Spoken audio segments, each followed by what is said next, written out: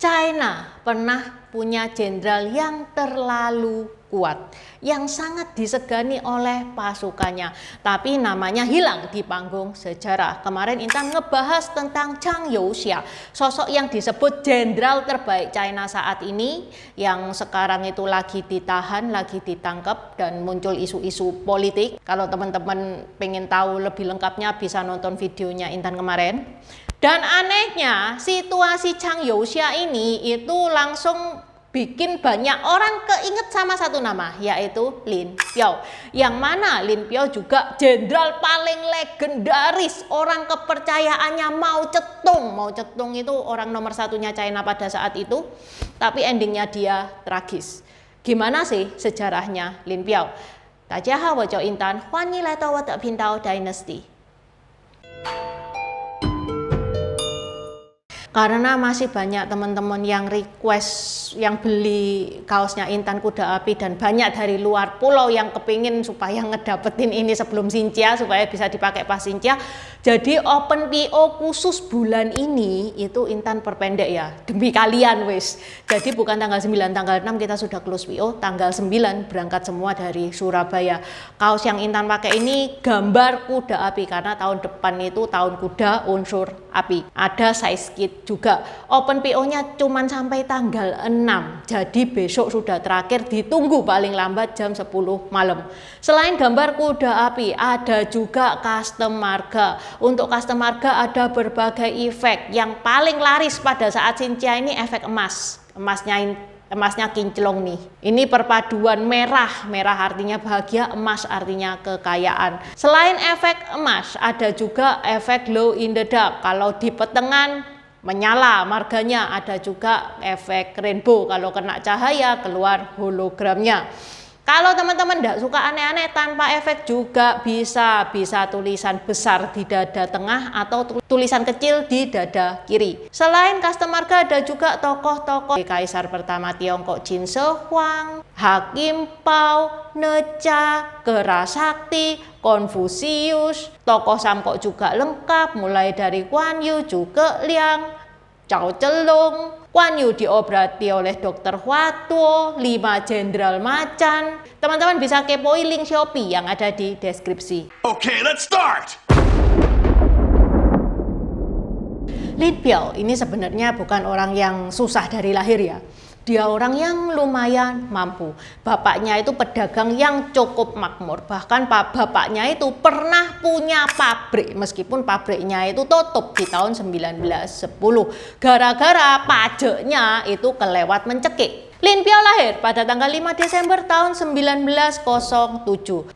Yang mana titik balik hidupnya terjadi pada saat usia dia 21 tahun, yaitu tahun 1928. Dia gabung partainya Mao Zedong. Di sana dia berprestasi dan jadi orang kepercayaannya Mao Zedong. Lin Piao ini itu pinter banget ya soal strategi. Mao Zedong ketemu Lin Piao ini bagaikan Liu Bei menemukan Zhuge Liang. Ahli strateginya itu keren banget Lin Piao ini. Dia itu menggiring pasukannya, ngajarin pasukannya itu bukan maju lurus kayak antri sembako, bukan. Dia ngelilingi musuh itu dari samping, ngepung pelan-pelan. Tahu-tahu musuh itu sadar, aku sudah kalah. Makanya pasukannya Lin Piao ini pasukan yang paling prepare di senjatanya, maksudnya gerakannya juga lincah, dan bisa dibilang pasukannya Lin Piao ini tersukses di dalam Tentara Merah. Tentara Merah itu tentaranya Mao Zedong. Pada tahun 1936 ada jurnalis Amerika namanya Edgar Snow, yang mana dia main-main ke basis komunis, ketemu sama Lin Piao, dan dia itu terkesan ya sama Lin Piao sampai nulis di bukunya yang judulnya Red Star Over China. Intinya dia itu kagum sama Lin Piao karena Lin Piao itu bukan jenderal yang hobinya itu maju nabrak tembok, bukan. Dia itu rajanya tipu-tipu strategi. Dia sering ngebikin musuh itu bingung. Dan yang bikin absurd lagi, Lin Piao ini kebal banget. Dia ikut pertempuran itu 100 kali loh. Dan tidak pernah luka sama sekali. Jimatnya pakai apa coba? 10 tahun lebih tempur di garisan depan. Bahkan sampai kepalanya Lin Piao itu pernah hargai sampai 100.000 USD. Pada tahun 1932, Lin Piao ini dikasih tanggung jawab gede. Dia megang Korps Tentara Merah Pertama dengan 20.000 senapan. Dan sejak itu unitnya Lin Piao itu langsung jadi unit yang paling ditakuti. Bukan cuman galak, tapi otaknya jalan. Musuh itu ada yang dihancurin, ada yang dikelabuhin, ada yang dikalahkan tanpa sadar. Dan pasukan Lin Piao itu tidak pernah kalah di medan perang. Ajaib ya. Pada tahun 1958, Lin Piao itu masuk ke Komite Politburo dan menjadi salah satu wakil ketua China. Pada konferensi Lushan tahun 1959, Menteri Pertahanan pada saat itu yaitu Peng Dehuai, dia itu mengkritik programnya Mao Zedong Great Leap Forward. Yang mana kalau teman-teman tahu Great Leap Forward, Intan pernah bahas di sini di videonya Intan tentang Mao Zedong. Itu memang blunder Mao Zedong itu Great Leap Forward itu malah kayak bencana nasional gitu guys, banyak yang meninggal gara-gara programnya dia. Wis pokoknya hancur total. Yang mana dikritik sama Peng Dehuai. Peng Dehuai akhirnya ditangkap dan dicopot. Lin Piao itu sebenarnya setuju sama Peng Dehuai. Dia itu nggak suka juga Peng Dehuai itu ditangkap, soalnya memang Great Leap Forward itu ngaco programnya. Tapi ya Lin Piao tuh nggak berani ngomong, dia diem aja, dia masih kepingin hidup. Peng Dehuai dicopot, kursi Menteri Pertahanan kosong. Lin disuruh masuk sama Mao Zedong. Lin itu sebenarnya nggak mau ya. Lah, soalnya itu kursi panas loh. Bayangkan Peng Dehuai itu jenderal besar, dia sangat dihormati.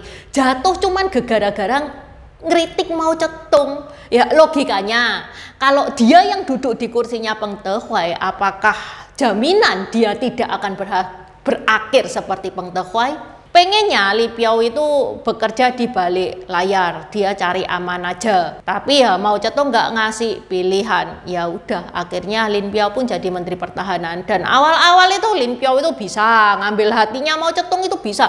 Weh Mao Zedong, kamu itu cowok paling pinter, paling keren, jagat akhirat, surga neraka, wes gak ada yang ngalah no kamu. Mao Zedong dan Lin Piao ini kayak tim yang solid gitu ya. Mao Zedong itu otaknya politik, Lin Piao otaknya militer. Ya awal-awal mereka bisa bekerja sama dengan baik sampai di tahun 1967 Mao Zedong itu merasa nggak tenang hidupnya.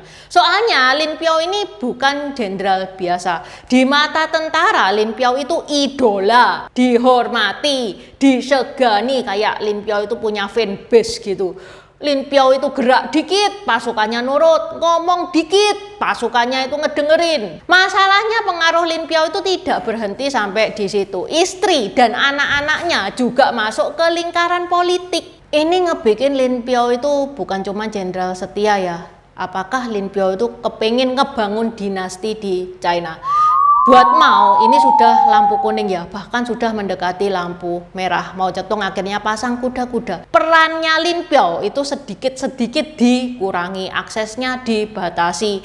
Mao Zedong juga rajin PDKT ke jenderal-jenderal lain untuk mengurangi pengaruhnya Lin Piao. Biar kekuasaan militer itu tidak cuman bertumpu ke Lin Piao doang. Dia berusaha supaya Lin Piao itu tidak terlalu kuat. Ketegangan ini memuncak di tahun 1970 pada saat Mao Zedong itu diusulkan oleh kubunya Lin Piao untuk menjadi presiden. Sekilas kan ini kayak pujian gitu ya, jadi presiden men. BTW Mao Zedong itu merasa ini kayak jebakan politik karena posisinya Mao Zedong itu ketua, yang mana ketua itu sudah pegang semua jabatan. Dari sini hubungan antara Lin Piao sama Mao Zedong itu mulai retak. Proyek 571 alias Uji Kongjeng adalah nama sandi dugaan rencana kudeta terhadap Mao Zedong di tahun 1971. Rencana ini dikaitkan dengan orang-orang terdekat Lin Piao yang pada saat itu Lin Piao menjabat sebagai wakil ketua Partai Komunis China. Kenapa kok 571 proyeknya karena homofon sama UGI yang berarti pemberontakan bersenjata. Ya, dari namanya saja sebenarnya pesannya itu sudah cukup blak-blakan. Nah, sekarang kita masuk ke dramanya. Jadi, pada tanggal 5 September tahun 1971, ada yang bilang ke Lin Biao bahwa Mao Zedong akan menyingkirkan Lin Biao. Dari sini, kelompoknya Lin Biao itu mulai panik dan menyusun rencana nekat yaitu kudeta, yaitu proyek 571 itu. Dan salah satu rencananya adalah menyabotase kereta Mao Zedong pada saat Mao Zedong ke Beijing. Yang mana itu rencananya gagal total, bocor pada saat itu Mao Zedong melek. Oh, ini Lin Biao kurang ajar. Lin Biao begitu tahu rencananya gagal nih ya, Lin Biao dan keluarganya kabur naik pesawat ke Uni Soviet tengah malam. Terus pesawatnya jatuh di Mongolia, semua satu keluarga seisi pesawat tewas semua. Versi resmi ini murni kecelakaan karena pesawat kehabisan bahan bakar. Tapi anehnya menurut penyelidikan Soviet, pesawat yang ditumpangi Lin Biao itu masih banyak bahan bakarnya. Apalagi pilotnya itu pilot profesional, masa nggak bisa ngitung bahan bakar. Ditambah lagi banyak dokumen penting itu disembunyikan. Ya, detail kasus ini dirahasiakan. Pokok endingnya kecelakaan karena kehabisan bensin. Titik. Mungkin teman-teman ada yang mikir nih ya, loh katanya Lin Biao itu juga liangnya Mao Zedong, ahli strategi nggak pernah kalah. Lah kenapa proyek 571-nya ini kok bisa gagal total, itu gimana caranya? Jadi yang nulis proyek 571 itu bukan Lin Biao, itu ditulis di buku ya, proyek 571 itu.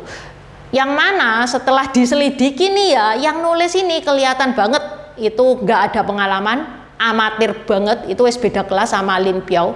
Diduga penulisnya ini adalah Lin Liko yang merupakan putranya Lin Biao. Semangatnya luar biasa tapi pengalamannya kosong. Itu tadi tentang Lin Biao, orang kepercayaannya Mao Zedong, jenderal yang paling disegani, akhirnya endingnya jadi buronan, jadi musuh bayangan, dan meninggalnya juga tragis. Sejarah cuman menutup dengan satu kata, kecelakaan, dan dia tercatat meninggal dengan tidak baik-baik saja. Namanya bukannya harum tapi malah jelek. Oke, sampai di sini dulu bahasan Intan hari ini. Terima kasih udah nonton channel ini sampai habis. Dukung aku terus berkarya dengan klik subscribe dan bunyikan lonceng di bawah ya guys.